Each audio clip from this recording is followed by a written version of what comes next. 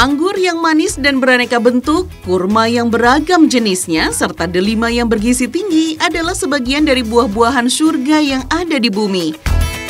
Tidak hanya itu, di surga juga ada kayu gaharu dan pasar. Mengapa ada pasar di surga ya? Seperti apa bentuk pasarnya? Dan apakah sama dengan pasar yang ada di bumi? Sesaat lagi dalam Hikmah.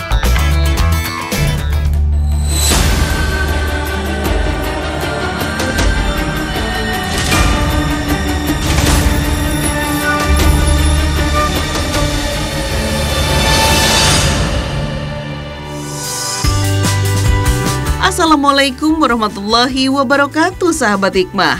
Akibat keterbatasan lahan, Adi Sucipto, seorang warga Polewali Mandar, menyulap pekarangan rumahnya menjadi peluang bisnis. Adi pun belajar menanam buah anggur secara otodidak dengan memanfaatkan lahan kecilnya. Setelah berbuah, Adi mempersilahkan orang berkunjung untuk membeli buah anggur dan belajar budidaya tanaman anggur. 1 kilogram anggur dipatok seharga Rp8.000 yang bisa dipetik langsung dari kebunnya. Wah, lumayan murah ya.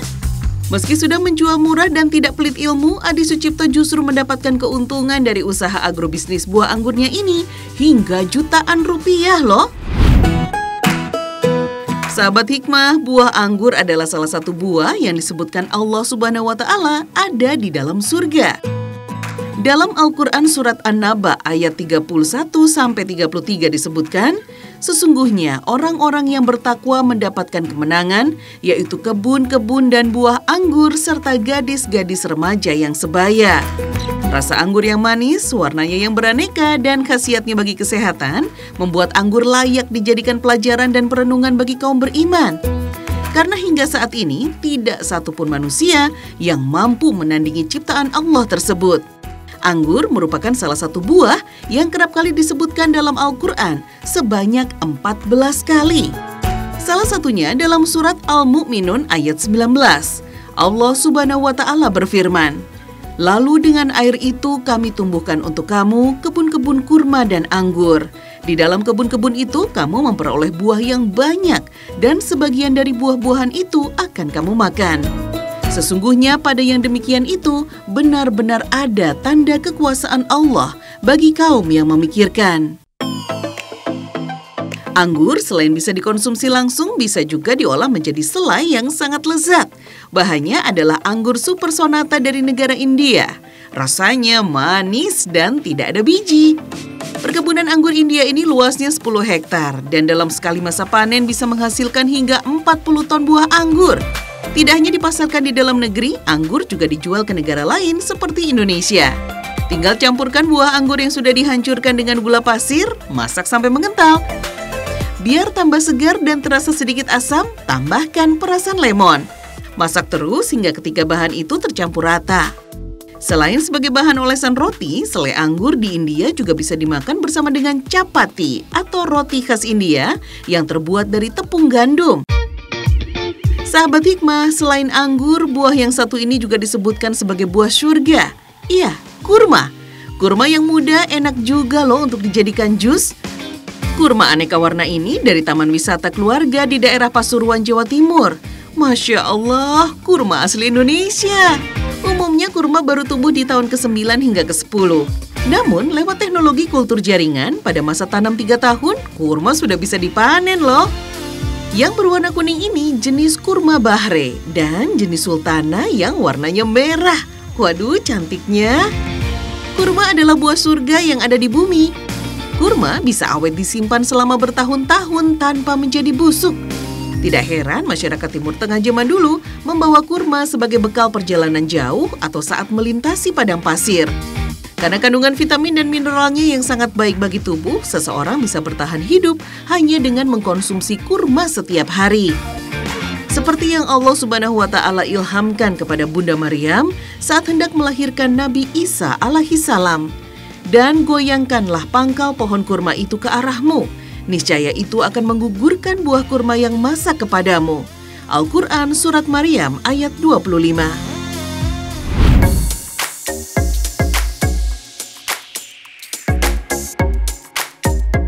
Assalamualaikum warahmatullahi wabarakatuh. Sahabat Hikmah yang dirahmati oleh Allah Subhanahu wa Ta'ala. Allah bercerita rinci sekali tentang surga. Di antaranya tentang buah-buahan di surga. Sifat-sifatnya, ragam dan macamnya yang sangat kaya. Allah Subhanahu wa Ta'ala bercerita tentang orang-orang mukmin yang dimasukkan ke dalam surga itu akan berkata, kami diberikan seperti apa yang ada di dunia ini. Kullama ruziqu minha min thamaratir rizqa qalu hadzal ladzi ruziqna min qabl wa utubihi mutasyabiha. Ketika mereka didatangkan dengan buah-buahan surga, mereka akan berkata, ini mirip dengan buah-buahan yang ada di dunia. Dan macam-macamnya pun seperti itu. Para ulama memang memiliki penafsiran yang berbeda mengenai hal ini. Di antaranya adalah bentuk dan rupa sama, tetapi rasa jauh lebih sempurna dan berbeda dengan apa yang di surga. Ibnu Abbas radhiyallahu an misalnya berkata, tidak ada satupun barang-barang di surga itu mirip dengan apa yang ada di dunia, kecuali hanya kesamaan nama. Artinya, buah-buahan, tumbuh-tumbuhan, apapun yang digambarkan oleh Al-Quran tentang kenikmatan surga, itu hanya untuk memudahkan manusia membayangkannya. Namun secara umum, kenikmatan surga itu tidak dapat dijangkau oleh pikiran, mata, dan telinga manusia. Tentang tumbuh-tumbuhan dan buah-buahan surga misalnya Allah sebutkan di dalam surat Al-Insan. Surat Al-Insan adalah salah satu surah yang biasa dibacakan oleh Nabi SAW pada subuh hari Jumat setelah rakaat pertama Nabi membaca surat As-Sajdah. Kedua surah ini banyak berbicara tentang hari kiamat dan akhirat. Karena memang kiamat terjadi pada hari Jumat. Agar umatnya selalu mengingat tentang kehidupan akhirat dan tidak ada apa-apanya kehidupan yang ada dan sedang kita jalani pada hari ini. Allah Subhanahu wa Ta'ala berfirman dalam ayat ke-14 surat Al-Insan, wadaniyatan alaihim dhilaluha wa dhullilat qutufuha tadlila. Sifat pohon di surga itu rendah, rindang, serta buah-buahannya mudah dipetik. Di dalam surat Al-Waqi'ah, Allah Subhanahu wa Ta'ala berfirman, wa fakihatin katsiratin la maqtu'atin wa la mamnu'ah. Buah-buahan di surga itu banyak sekali macam-macamnya. Tidak pernah terputus, artinya selalu ada dan tidak pernah terlarang untuk memakannya.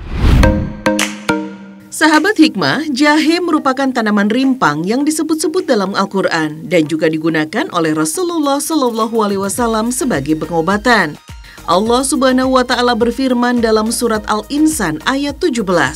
Di dalam surga itu mereka diberikan minum segelas minuman yang campurannya adalah jahe. Karena aroma dan rasanya yang khas, membuat jahe kerap kali dijadikan sebagai pelengkap masakan. Jahe punya fungsi mengembalikan metabolisme dalam tubuh, memberikan efek hangat dan penangkal masuk angin. Tidak heran Rasulullah SAW sangat menyukai jahe.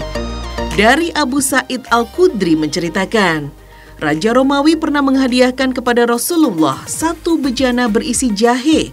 Beliau memberikan kepada setiap orang satu potong untuk dimakan, dan aku juga mendapatkan satu potong untuk kumakan. Hadis riwayat Abu Nuaim. Menurut Ibnu Sina, seorang ilmuwan dan dokter dunia Islam, jahe bisa memberikan rasa lembab di kepala dan tenggorokan, serta mengobati gangguan akibat polusi udara. Akar batang jahe mengandung zat semacam lem, lemak resin, yang memberikan rasa pedas dan berguna untuk mensterilkan dan memperkuat organ mulut dan anti demam. Sahabat hikmah, salah satu jenis minuman olahan yang berasal dari jahe adalah jahe merah khas Baturaden. Minuman jahe merah memang sedang tren dan bertebaran di mana-mana, tapi masing-masing penjual punya racikan khasnya tersendiri. Walau secara umum, racikan jahe merah adalah jahe yang sudah dihaluskan, dicampur air, lalu dimasak di dalam panci. Salah satu varian minuman jahe merah adalah jahe merah dicampur susu dan jahe merah campur kunyit asam dan perasan jeruk lemon. Saat situasi masih pandemi corona seperti saat ini, tentunya banyak masyarakat yang berburu jahe merah sebagai minuman herbal yang dipercaya bisa memperkuat imun tubuh. Selain jahe dapat diolah sebagai minuman herbal, di Sukabumi, Jawa Barat, jahe juga diolah menjadi permen jahe. Sampai kini, proses pembuatannya masih tradisional dan resepnya pun turun-temurun, agar kualitas dan rasa permen jahenya tetap terjaga. Jenis jahe yang dipilih adalah jahe emprit karena bentuknya yang kecil dan teksturnya yang halus. Hancurkan jahe terlebih dahulu dengan bantuan mesin hingga halus. Di dalam kuali besar ini, masukkan gula cair, tepung, dan gula pasir, lalu aduk hingga merata. Panaskan adonan tepung dan gula pasir pada kuali, kemudian aduk. Tambahkan jahe yang telah dihaluskan, aduk hingga kental, dan tambahkan gula sebagai perasa. Kalau sudah matang, gulung-gulung adonan dan pindahkan ke atas meja yang sudah ditaburi gula. Biarkan adonan sampai dingin, lalu taburi dengan gula hingga merata. Kemudian, potong adonan tipis-tipis dan sesuai ukuran untuk dikemas. Sahabat hikmah, tahu tidak ada beberapa benda di dunia ini berasal dari surga. Misalnya adalah Sungai Nil dan Sungai Efrat. Sungai Nil adalah sungai yang paling panjang di dunia dan diyakini sebagai sungai yang pertama. Melewati 10 negara di Afrika, panjangnya mencapai 6.695 km. Nabi SAW bercerita tentang Sungai Nil dan Sungai Efrat ketika Isra Mi'raj. Rufi'at li sidratul muntaha. Diangkatlah bagiku sidratul muntaha. Faiza arba'atu anhar. Rupanya ada 4 sungai di bawahnya. 2 sungai terlihat dan 2 sungai tidak terlihat. Aku bertanya kepada Jibril, sungai-sungai apa ini? Jibril menjawab, 2 sungai yang tidak terlihat adalah 2 sungai yang di surga, 2 sungai yang terlihat yang sampai ke bumi, yaitu Sungai Nil dan Sungai Efrat. Sungai Efrat juga memiliki keistimewaan yang luar biasa. Dalam hadis Nabi SAW riwayat Imam Muslim, pada akhir zaman nanti, Sungai Efrat akan mengering dan memunculkan gunung emas. Lalu manusia saling berbunuh-bunuhan untuk merebutkan emas itu. Nabi SAW menyebutkan ada 99 dari 100 orang akan terbunuh karena memperebutkan itu. Tetapi setiap orang punya harapan, seolah-olah dia adalah satu orang yang selamat itu. Kayu gaharu dipercaya menjadi salah satu benda yang berasal dari surga. Di Indonesia, kayu gaharu bisa kita temukan di berbagai wilayah di Merauke, Papua, Kalimantan, Sulawesi, dan sebagian Pulau Sumatera. Kebenaran yang menunjukkan bahwa kayu gaharu adalah pohon dari surga berasal dari kisah Adam dan Hawa. Dari Abu Hurairah radhiyallahu anhu, Rasulullah pernah bersabda, golongan penghuni surga yang pertama kali masuk surga adalah berbentuk rupa bulan pada malam bulan purnama, sampai ucapan beliau, nyala perdupaan mereka adalah gaharu. Sahabat hikmah, di Jombang, Jawa Timur, kayu gaharu asal Kalimantan diolah menjadi berbagai jenis kerajinan. Salah satunya menjadi tasbih hingga ke mancanegara. Selain untuk aksesoris, kayu gaharu ini dapat dijadikan aromaterapi. Kandungan resin pada kayu gaharu mampu menyebarkan aroma harum yang khas dan unik. Dalam Islam, Rasulullah SAW menganjurkan kayu gaharu dipakai sebagai obat dan wewangian. Hingga sekarang, banyak sekali penjual minyak wangi dan kayu gaharu serta dupa-dupaan di sekitar Masjid Nabawi dan Masjidil Haram. Nah, sahabat hikmah, salah satu buah surga yang ada di bumi selain anggur adalah buah pisang. Buah yang mengandung kadar vitamin A, B1, C, lemak, mineral, dan karbohidrat ini punya banyak manfaat, salah satunya sumber energi, bisa menurunkan demam dan tekanan darah. Al-Quran menyebut pisang sebagai buah surga. Berada di antara pohon bidara yang tidak berduri, pohon-pohon pisang bersusun-susun buahnya. Lahan yang terbentang luas dan air yang berlimpah membuat pohon selalu berbuah, tidak berhenti buahnya, dan tidak terlarang mengambilnya. Quran Surat Al-Waqiah ayat 28-33. Sahabat hikmah, pastinya pernah melihat pisang dengan bentuk seperti ini dong ya. Sekilas memang lebih mirip pisang jenis impor, apalagi diberi nama kebarat-baratan, yaitu pisang Cavendish. Padahal pisang ini adalah produk asli Indonesia loh, yang dipanen di kebunnya yang sangat luas di wilayah Lampung Tengah. Kebun pisang Cavendish terbesar ada di sini dengan luas 1000 hektar. Pisang Cavendish dipasarkan juga sampai ke luar negeri. Pisang kualitas impor ini ditanam dengan sistem pengembangbiakan sistem kultur jaringan yang diambil jaringannya untuk ditanam kembali. 9-14 bulan kemudian, pisang pun siap dipanen. Pisang yang dipanen memang masih berwarna hijau, karena pisang akan matang saat proses pengiriman. Pisang bisa dibuat beraneka jajanan unik, salah satunya sale anggur khas Kota Pacitan, Jawa Timur. Cemilan ini berbahan dasar pisang awak atau klotok. Pilih pisang yang benar-benar matang agar pisangnya lebih legit, manis, dan mudah diproses. Jenis pisang awak menjadi primadona karena di Pacitan menjadi salah satu komoditi yang berlimpah. Dalam membuat sale anggur, pisang diiris tipis dan disusun di atas anjang atau alas berjemur sale khusus.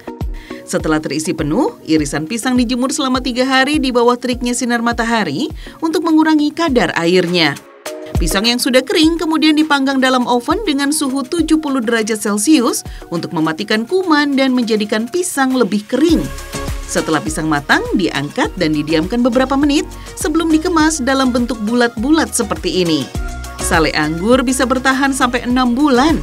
Semakin lama disimpan, maka rasa sale anggur ini akan semakin manis dan legit. Yang unik, ada beberapa hal yang diharamkan di dunia, tetapi dibolehkan di akhirat. Misalnya Allah Subhanahu wa Ta'ala ketika bercerita tentang sungai-sungai di surga. Fiha anharum min ma'in ghairi asin wa anharum min labanin lam yataghayyar ta'muh wa anharum min khamrin ladzatin lisyaribin wa anharun min asalin musaffah. Ada 4 jenis sungai di surga. Yang pertama adalah sungai dari air biasa tetapi airnya tidak pernah berubah, tetap bening dan indah. Yang kedua adalah sungai yang terbuat dari susu namun tidak pernah rusak. Yang ketiga adalah sungai dari khamar yang sangat lezat untuk diminum. Serta yang keempat, sungai dari madu yang sangat murni. Sahabat hikmah yang dirahmati oleh Allah Subhanahu wa Ta'ala, yang menarik adalah bagaimana khamar menjadi minuman bagi penduduk surga. Mungkin orang-orang bertanya, mengapa ada banyak hal-hal yang dilarang di dunia namun kemudian dibolehkan di akhirat? Ada beberapa hal penting yang dapat menjelaskan hal ini. Pertama, dunia memang tempat ujian bagi manusia. Artinya ada beberapa hal yang memang sangat diinginkan oleh manusia dan Allah mengharamkannya. Kita tidak perlu tahu seluruh yang diharamkan oleh Allah Subhanahu wa Ta'ala itu apa hikmah dan kebaikan di baliknya. Tetapi bagi orang mukmin yang penting adalah bagaimana kita tetap taat dan mendengar seluruh perintah Allah Subhanahu wa Ta'ala itu. Yang kedua, benda-benda yang dibolehkan oleh Allah Subhanahu wa Ta'ala di surga itu pada saat di bumi haram tidak mutlak sama. Misalnya tentang khamar. Khamar yang ada di bumi ini adalah khamar yang dapat merusak akal dan pikiran. Tetapi khamar di surga itu sama sekali lain dan tidak merusak. Begitu juga misalnya ketika Allah bercerita tentang hubungan laki-laki dengan banyak perempuan di surga. Tentu saja ini berbeda dengan praktek perzinahan pada hari ini. Sebab bidadari-bidadari surga itu disebutkan oleh Allah Subhanahu wa Ta'ala memiliki sifat azwaj mutahharah. Istri-istri yang senantiasa suci. Lam yatmishunna insun qablahum wala jan. Belum pernah disentuh oleh manusia sebelumnya, juga oleh jin. Gambaran suasana surga telah dijelaskan dalam Al-Quran, salah satunya mengenai pohon-pohon di surga. Sahabat Ka'ab bin Malik, Ali bin Abi Thalib, dan sahabat Hurairah pernah menerangkan tentang bentuk dan keindahan pohon-pohon surga. Sahabat Ka'ab bin Malik pernah bertanya kepada Rasulullah tentang pohon-pohon di surga.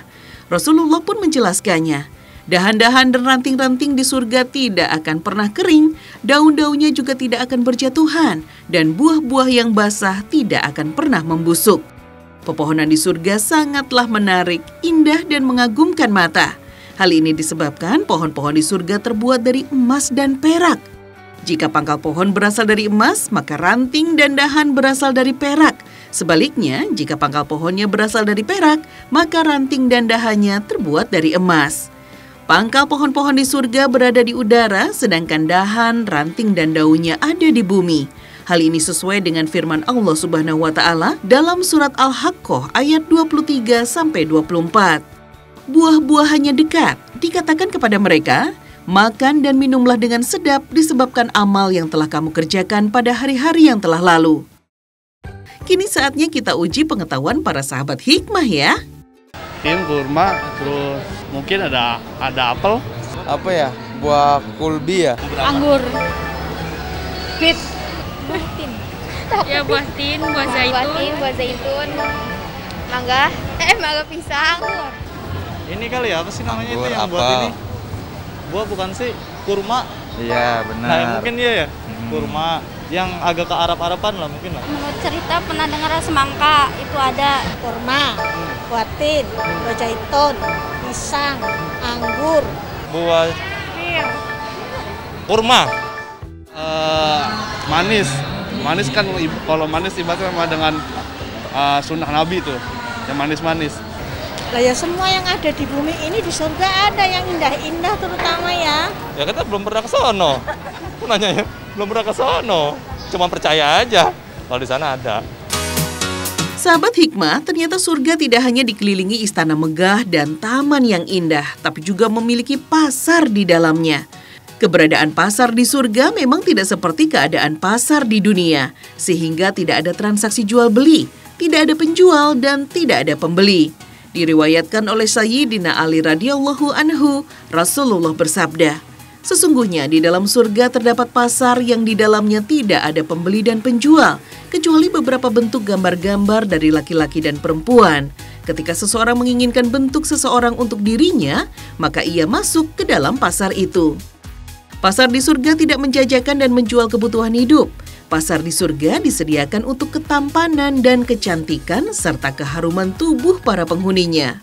Hal ini disampaikan Rasulullah dalam sabdanya, "Di dalam surga terdapat pasar yang didatangi penghuni surga setiap hari Jumat. Tertiuplah angin utara hingga menerpa muka dan pakaian mereka.